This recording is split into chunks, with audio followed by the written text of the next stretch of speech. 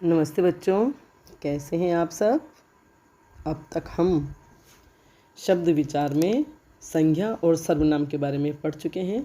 संज्ञा और सर्वनाम के भेद विस्तार से समझ चुके हैं। आज हम उससे आगे उसी अध्याय 4 शब्द विचार में क्रिया पढ़ेंगे, है ना। इस अध्याय में हम विकारी शब्द और अविकारी शब्द पढ़ रहे थे, तो अभी हम ये विकारी शब्द क्रिया के बारे में पढ़ेंगे। बढ़ते हैं हम आगे। क्रिया का अर्थ है करना, मतलब कार्य करना, कोई काम करना। क्रिया का मतलब है कोई कार्य करना या कोई काम करना। क्रिया के बिना कोई वाक्य पूर्ण नहीं होता। जब भी कोई वाक्य लिखा जाता है, बोला जाता है, तो उसमें कर्ता और कर्म के साथ क्रिया भी होती है। बगैर क्रिया के कोई वाक्य पूर्ण नहीं होता। मैं खाना, और अगर छोड़ दिया जाए वाक्य को अधूरा तो क्या होगा। मैं है कर्ता, कर्म है खाना, और फिर क्रिया आएगी खाती हूँ या खा रही हूँ, ठीक है ना। तो क्रिया के बिना कोई वाक्य पूर्ण नहीं होता। किसी वाक्य में कर्ता, कर्म तथा काल की जानकारी भी क्रियापद के माध्यम से ही होती है। कर्ता और कर्म का तो पता चलता है, लेकिन वह क्रिया कब हो रही है उसके जो काल की जानकारी भी क्रियापद के माध्यम से ही होती है। अगर मैं कहती हूँ कि मैं खाना खा रही हूँ, तो ये है वर्तमान काल, है ना। क्रिया का जो रूप है खा रही हूँ, ये है क्रिया। खा रही हूँ, इन शब्दों से किसी कार्य का होना पाया जा रहा है। या मैं कोई कार्य कर रही हूँ, और मैं क्या कार्य कर रही हूँ, मैं खाना खा रही हूँ। तो इसमें काल की जानकारी कि ये किस काल की क्रिया है, इस शब्द से पता चल रहा है। मैं खाना खाऊंगी, तो खाऊंगी शब्द से भूतकाल का पता चल रहा है, और खा रही हूँ से वर्तमान काल का पता चल रहा है। मतलब किसी वाक्य में क्रिया से हमें कर्ता के बारे में भी जानकारी मिलती है और काल के बारे में भी जानकारी मिलती है। कर्ता के बारे में मतलब कर्ता के लिंग के बारे में भी। तो हिंदी भाषा की जननी संस्कृत है, तथा संस्कृत में क्रिया धातु को रूप कहते हैं।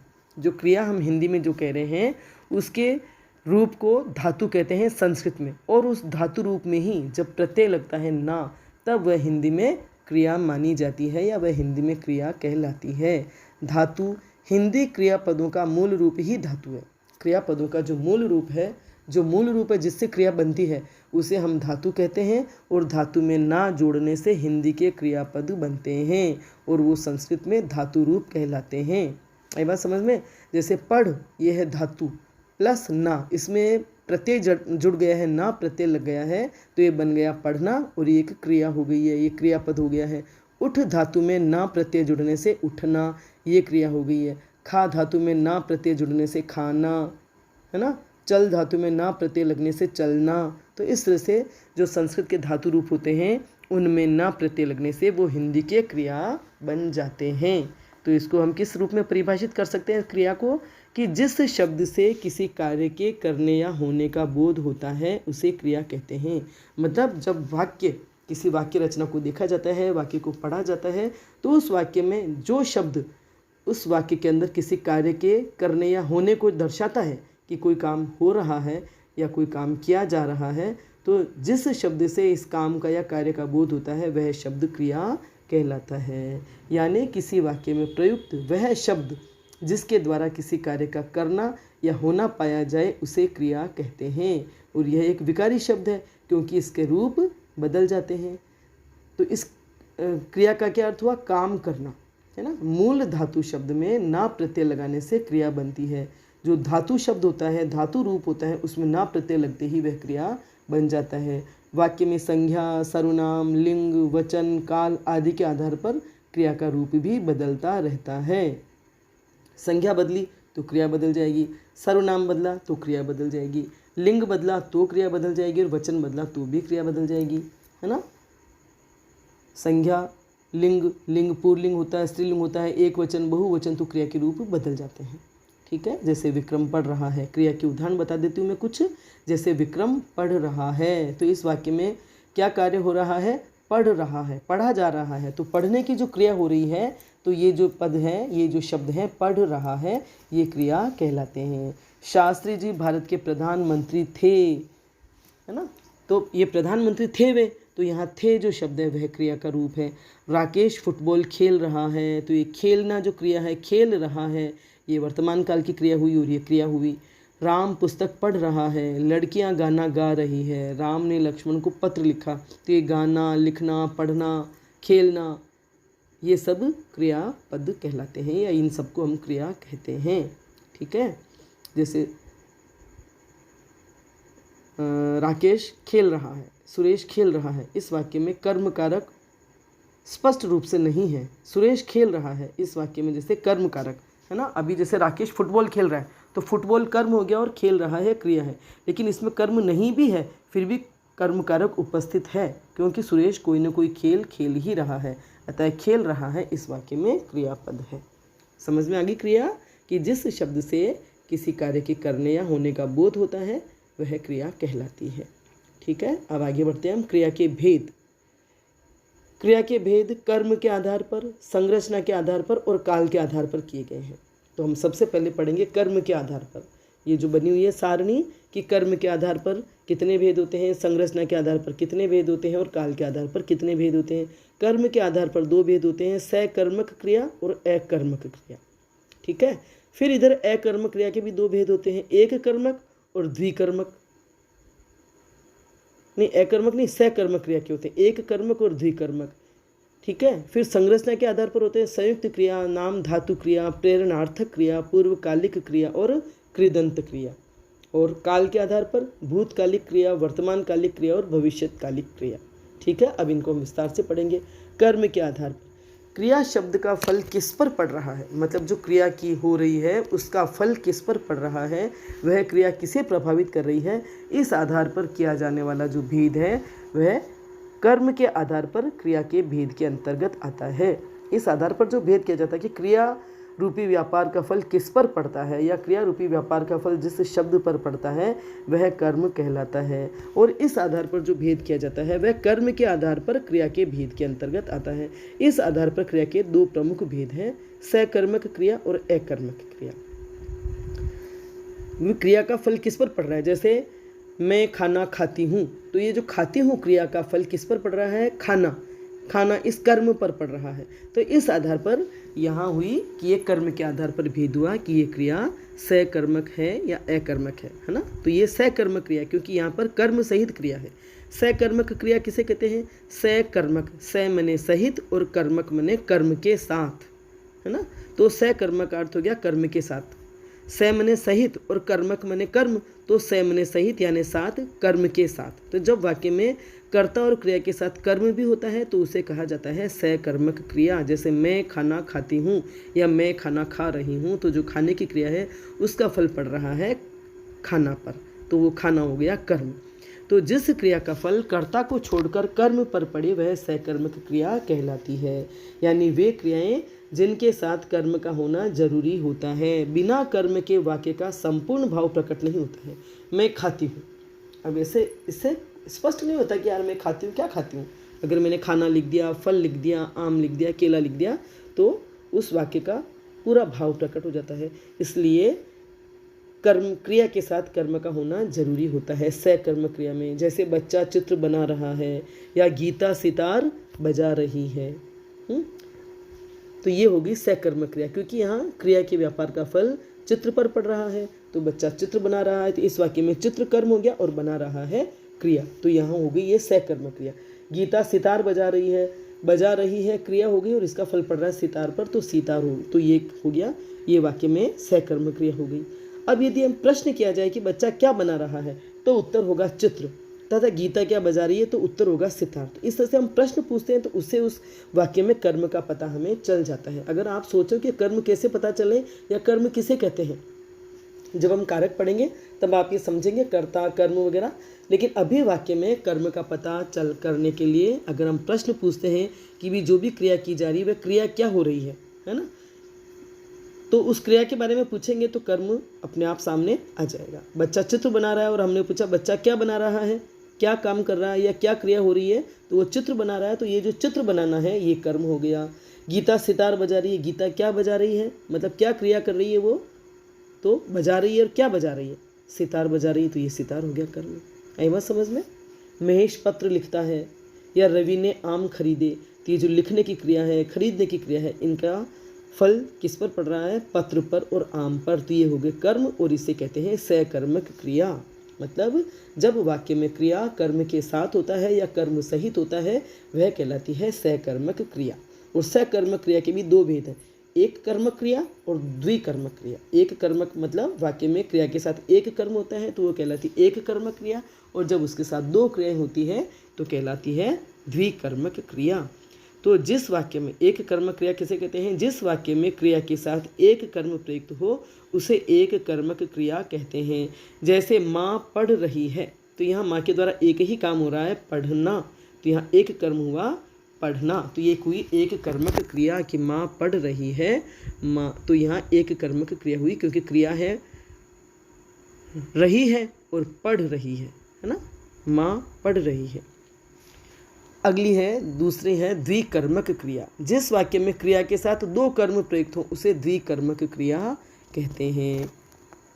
जैसे अध्यापक छात्रों को कंप्यूटर सिखा रहे हैं। क्या सिखा रहे हैं? कंप्यूटर। और किसे सिखा रहे हैं? छात्रों को। तो छात्र सीख रहे हैं। इस प्रकार यहाँ दो कर्म एक साथ घटित हो रहे हैं कि अध्यापक छात्रों को कंप्यूटर सिखा रहे हैं। तो कंप्यूटर सिखा रहे हैं और छात्रों को, इसलिए यहाँ दो कर्म हो गए। अगर ये होता कि अध्यापक कंप्यूटर सिखा रहे हैं, अध्यापक कंप्यूटर सिखा रहे हैं, तो सीखने की क्रिया हो रही है, काम कर्म केवल एक हुआ कि कंप्यूटर। लेकिन अध्यापक छात्रों को कंप्यूटर सिखा रहे हैं तो यहाँ दो कर्म हो गए, कंप्यूटर और छात्रों को। तो इस प्रकार से ये होगी द्विकर्मक क्रिया। राम ने कृष्ण को पत्र लिखा। एक उदाहरण और देख लो, जैसे राम ने कृष्ण को पत्र लिखा, तो क्रिया हुई लिखा, और क्या? पत्र, और किसको? कृष्ण को। तो यहाँ दो कर्म हो गए, कृष्ण और पत्र। मैंने साबुन से कपड़े धोए, तो यहाँ क्रिया तो हुई धोए, करता हूँ मैं, मैंने, और मैंने धोए। कपड़े धोए, अगर कपड़े धोए कहती हूँ तो एक कर्म होता कि मैंने कपड़े धोए, लेकिन यहाँ दो कर्म हो गए, साबुन से, मैंने साबुन से कपड़े धोए। तो यहाँ दो कर्म होने से ये द्विकर्मक क्रिया होगी, और इसी में से अगर हम एक कर्म हटा देते हैं तो वह एक कर्मक क्रिया कहलाती है। समझ में आ रहा है आपको? सरल ही है, समझने के बाद ये बहुत सरल लगती है। जब तक हमें ये चीज़ समझ में नहीं आती तब तक हमें थोड़ी मुश्किल लगती है कि ये क्या है, लेकिन अब आपको ज़रूर समझ में आ गया होगा कि सकर्मक क्रिया मतलब कर्म के साथ कोई क्रिया हो रही है, उसके साथ कर्म है तो सकर्मक होगी, और उसमें अगर एक कर्म है तो एक कर्मक होगी, और द्विकर्मक, दो कर्म है तो द्विकर्मक होगी, है ना। आप इसको दोबारा तिबारा पढ़ लें तो आपको अच्छे से समझ में भी आ जाएंगे, और उदाहरण बनाने या उदाहरण समझने भी आ जाएंगे। आगे बढ़ते हैं हम। जैसे अकर्मक क्रिया, ये तो थी सकर्मक जिसमें कर्म था, और अकर्मक क्रिया जिस वाक्य में क्रिया का प्रभाव या फल केवल कर्ता पर ही पड़ता है, क्रिया के व्यापार का फल कर्म कर्ता पर पड़ता है, वहाँ कर्म की संभावना ही नहीं रहती, उसे अकर्मक क्रिया कहते हैं। जैसे आशा सोती है, बस सोने की क्रिया हो रही है, कर्म नहीं हो रहा है कि भी आशा बिस्तर पे सोती है, कि आशा रात में सोती है, कि आशा कब सोती है, इसका ये कोई बात, इसका कोई जवाब नहीं है। तो यहाँ है अकर्मक क्रिया। रमेश दौड़ रहा है, बस दौड़ रहा है, ये क्रिया हो रही है पर कर्म यहाँ गायब है। मुकेश बैठा है, बैठा है, कहाँ बैठा है, ये इसी कोई, इसका कोई जवाब नहीं है, तो ये अकर्मक क्रिया हुई है। बच्चा रो रहा है, अकर्मक क्रिया, क्योंकि क्यों रो रहा है इसका कारण समझ में नहीं आ रहा है ना, तो यहाँ कर्म की कोई गुंजाइश ही नहीं है, इसलिए इनको कहेंगे अकर्मक क्रिया। ठीक है, आगे चलते हैं संरचना के आधार पर। ये तो थे कर्म के आधार पर क्रिया के भेद, कि कर्म के आधार पर दो भेद, सकर्मक और अकर्मक, और सकर्मक के फिर दो भेद है, एक कर्मक और द्विकर्मक। ठीक है ना, और अकर्मक के कोई भेद नहीं है। अब है संरचना के आधार पर। अब यहाँ जो सारणी थी उसमें अकर्मक क्रिया के भेद लिखे हुए थे, मतलब जो चित्र बनाया था उसमें अकर्मक और द्विकर्मक, जबकि ये सकर्मक के नीचे होना चाहिए था। अब है संरचना के आधार पर। वाक्य में क्रिया का प्रयोग कहाँ किया जा रहा है, किस रूप में किया जा रहा है, इसके आधार पर किए जाने वाले भेद संरचना के आधार पर कहलाते हैं। वाक्य में जो क्रिया का प्रयोग हो रहा है वह कहाँ और किस रूप में किया जा रहा है, इसके आधार पर जो भेद किए जाते हैं वे संरचना के आधार पर किए जाते हैं। इसके 5 प्रकार आप इन 5 भेदों से समझ जाएंगे कि संरचना के आधार पर क्रियाएं कैसे समझी जाती है या कैसे घटित होती है। पहला भेद है जैसे संयुक्त क्रिया। संयुक्त, जैसे कि इससे शब्द से ही अर्थ पता चल रहा है, दो या दो से ज़्यादा, एक से अधिक, संयुक्त है ना, जुड़ी हुई। जब दो या दो से अधिक भिन्न अर्थ रखने वाली क्रियाओं का मेल हो उसे संयुक्त क्रिया कहते हैं। मतलब जब भिन्न अर्थ रखने वाली दो या दो से अधिक क्रियाओं का मेल किसी वाक्य में होता है तो उसे संयुक्त क्रिया कहते हैं। जैसे अतिथि आने पर स्वागत करो, है ना, अतिथि आने पर स्वागत करो। इस वाक्य में आने मुख्य क्रिया है और स्वागत करो ये सहायक क्रिया है। तो इस प्रकार यहाँ मुख्य और सहायक क्रिया दोनों का संयोग है, दोनों का मेल है, अतः इसे संयुक्त क्रिया कहा जाएगा या संयुक्त क्रिया कहते हैं, है ना। एक तो मुख्य क्रिया हो जाती है और एक सहायक क्रिया हो जाती है। जब दो क्रियाएं मिल जाती है तो वो हो जाती है संयुक्त क्रिया। जैसे राम ने खाना खा लिया, तो खा लिया, खा लिया में लिया और खा, ये दो क्रिया हो गई, खा और लिया। खा हो गई मुख्य क्रिया और लिया हो गई सहायक क्रिया, तो ये दो क्रियाएं हो गई यहाँ पे, तो ये संयुक्त क्रिया हो गई। तुम बाजार चले जाओ, जाओ और चले, चले हो गई मुख्य क्रिया और जाओ हो गई सहायक क्रिया, तो ये हो गया संयुक्त क्रिया। तुम बाजार चले जाओ, बाजार यहाँ पर कर्म हो गया, तुम यहाँ पर कर्ता हो गया, राम ने यहाँ कर्ता हो गया, खाना यहाँ कर्म हो गया, और फिर खा लिया हो गई क्रिया और वो भी हो गई संयुक्त क्रिया, है ना। तो आपको यहाँ कर्ता कर्म क्रिया दोनों ही तीनों ही चीज़ें समझ में आ रही है। कविता पुस्तक पढ़ने लगी, तो कविता हो गई कर्ता, पुस्तक हो गया कर्म। हालांकि इनको बताने की जरूरत नहीं, लेकिन मैं वैसे ही बता रही हूँ क्योंकि सरल शब्दों में आप इनको समझोगे।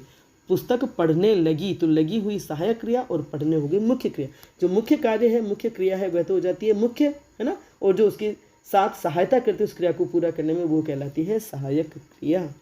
तो मुख्य क्रिया के साथ सहायक क्रियाएं एक से अधिक भी हो सकती है। मोहन नाचने लगा, ठीक है, तो ये होगी हमारे संयुक्त क्रिया। अब वह है नाम धातु क्रिया। संज्ञा सर्वनाम विशेषण शब्द जब क्रिया धातु की तरह प्रयुक्त होते हैं उन्हें नाम धातु क्रिया कहते हैं। मतलब नाम धातु क्रिया आमतौर पर क्रिया, मतलब आमतौर पर क्या होता है, क्रिया का निर्माण धातु से ही होता है। हमने पढ़ा ना शुरू में कि क्रिया जब धातु शब्दों में धातु रूप में ना प्रत्यय लगता है तो क्रिया बन जाती है। तो क्रिया का निर्माण धातु से होता है, लेकिन संज्ञा सर्वनाम और विशेषण शब्दों में ना प्रत्यय जोड़कर नाम धातु क्रिया बनाई जाती है। तो जो धातु होती है उसमें ना प्रत्यय लग जाता है, लेकिन जब संज्ञा सर्वनाम और विशेषण शब्दों में ना प्रत्यय जोड़ करके क्रिया बनती है तो उसे कहते हैं नाम धातु क्रिया। मतलब संज्ञा सर्वनाम और विशेषण शब्द जब क्रिया धातु की तरह प्रयुक्त होते हैं उन्हें नाम धातु क्रिया कहते हैं। और इन नाम धातु शब्दों में जब प्रत्यय लगाकर क्रिया का निर्माण किया जाता है तो उन्हें नाम धातु क्रिया कहते हैं, है ना। उससे पहले तो नाम धातु कहते हैं, धातु में धातु की तरह जो प्रयुक्त होते हैं उन्हें नाम धातु कहते हैं, और जब उसमें नाम प्रत्यय लग जाता है तो वे नाम धातु क्रिया कहलाती है। उदाहरण देखो, जैसे हाथ, ये संज्ञा शब्द है हाथ, है ना, और इसकी नाम धातु हुई हथिया, और इसमें हथियाना ना क्रिया लगी और ये बन गई नाम धातु क्रिया। हाथ से हथियाना, आप ना हथिया और ध्यान नहीं भी रहे तो हाथ से हथियाना ये नाम धातु क्रिया हुई। जैसे नरेश ने सुरेश का कमरा हथिया लिया। अपना सर्वनाम, ये अपना, ये तो संज्ञा का उदाहरण हो गया। अब जैसे ये सर्वनाम है अपना, तो ये नाम धातु हो गया अपना, और अपना ना, उस अपना में ना प्रत्यय लगा और वो बन गया शब्द नाम धातु क्रिया अपनाना, तो ये नाम धातु क्रिया होगी। जैसे विनीत सुनीता की विवाह की जिम्मेदारी को अपना चुका है, ठीक है, तो ये हुआ संज्ञा और ये सर्वनाम। और अब विशेषण शब्द, जैसे लज्जा, लज्जा विशेषण हुआ, लज्जा से लजाना, बात से बताना, शर्म से शर्माना, दुख से दुखाना, तो ये जो शब्द हुए इनके साथ ना प्रत्यय लगा और ये हो गई नाम धातु क्रिया, संज्ञा से, सर्वनाम से, विशेषण शब्दों से, ठीक है। यहाँ ये संज्ञा और सर्वनाम के ही बताए हैं। लज्जा ये संज्ञा है, भाववाचक संज्ञा, उससे लजाना, बात बताना, शर्म से शर्माना और दुख से दुखाना। तो इतने उदाहरणों से आपको ध्यान में रह जाएगा कि नाम धातु क्रिया कैसे संज्ञा सर्वनाम शब्दों में जब नाम प्रत्यय लग जाता है तो वह नाम धातु क्रिया कहलाती है। संयुक्त क्रिया जब दो क्रियाएं एक साथ आती है, मुख्य क्रिया और सहायक क्रिया किसी वाक्य में, तो वो कहलाती है संयुक्त क्रिया। अब प्रेरणार्थक क्रिया, ये बहुत सरल है। प्रेरणार्थक क्रिया जब कर्ता स्वयं काम नहीं करता है, जब कर्ता स्वयं कार्य का संपादन न कर किसी दूसरे को करने के लिए प्रेरित करे या करवाए, किसी और से कार्य करवाए या उसको कार्य करने की प्रेरणा दे, तो उसे कहते हैं प्रेरणार्थक क्रिया। प्रेरणार्थक शब्द से ज्ञात हो रहा है कि जब कर्ता स्वयं कोई काम न करके किसी और को कार्य करने की प्रेरणा दे या कार्य करने के लिए कहे या कार्य करवाए, तो उसे कहते हैं प्रेरणार्थक क्रिया। जैसे सरपंच ने गांव में तालाब बनवाया, खुद ने नहीं बनाया लेकिन उन्होंने लोगों को काम पर लगाकर तालाब बनवाया, तो ये प्रेरणार्थक क्रिया हुई कि सरपंच ने गांव में तालाब बनवाया, है ना। इसमें सरपंच ने स्वयं कार्य नहीं किया बल्कि अन्य लोगों को प्रेरित कर उनसे तालाब का निर्माण करवाया, अतः यहाँ प्रेरणार्थक क्रिया है।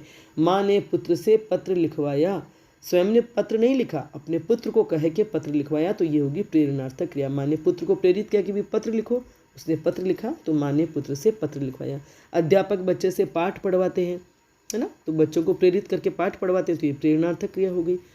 मालिक नौकर से कार साफ करवाता है, खुद कार नहीं साफ करता और नौकर को कह के करवाता, तो ये प्रेरणार्थक क्रिया हो गई। आई बात समझ में। अब है द पूर्वकालिक क्रिया, जैसे किसी शब्द से पता चल रहा है पूर्वकालिक, एक इसमें भी दो क्रियाएं होती है, एक पहले हो जाती है दूसरी बाद में होती है। तो पूर्वकालिक क्रिया जो पूर्व में हो गई, दूसरी क्रिया घटित होने से पहले जो क्रिया घटित हो गई उसे कहेंगे पूर्वकालिक क्रिया, है ना। वाक्य में ऐसे क्रियाओं की रचना होती है, इसलिए इतने भेद हुए। संरचना के आधार पर मतलब वाक्य में तरह तरह से क्रियाएं आती है, किस तरह से वाक्य रचित होता है, किस तरह से क्रियाओं की रचना होती है, उस आधार पर ये होगी पूर्वकालिक क्रिया। जब किसी वाक्य में दो क्रियाएं तो प्रयुक्त हुई हों तथा उनमें से एक क्रिया दूसरी क्रिया से पहले संपन्न हुई हो, जब ऐसी स्थिति आती है कि दो क्रियाएं तो हो रही लेकिन एक क्रिया दूसरी क्रिया से पहले संपन्न हो रही है, तो वहाँ पहले संपन्न होने वाली क्रिया को पूर्वकालिक क्रिया कहते हैं।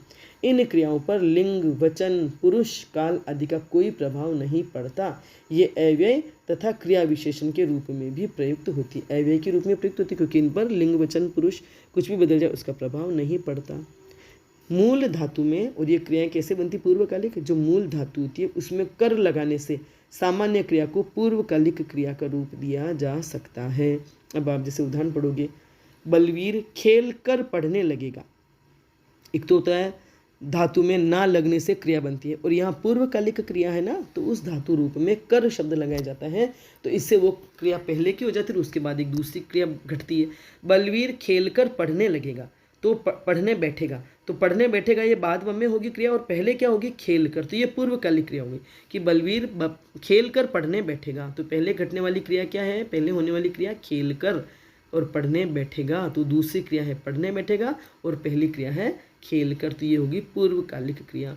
वह पढ़कर सो गया, सो गया कब सोया, पढ़कर, तो पहले वाली क्रिया होगी पढ़कर सो गया। मैं खाना खाकर सोऊंगी, तो सोऊंगी क्रिया बाद में होगी लेकिन पहले क्या होगी खाना खाकर। पुजारी ने नहाकर पूजा की, तो पूजा की ये क्रिया बाद में हुई, पहले क्या होगी नहाकर।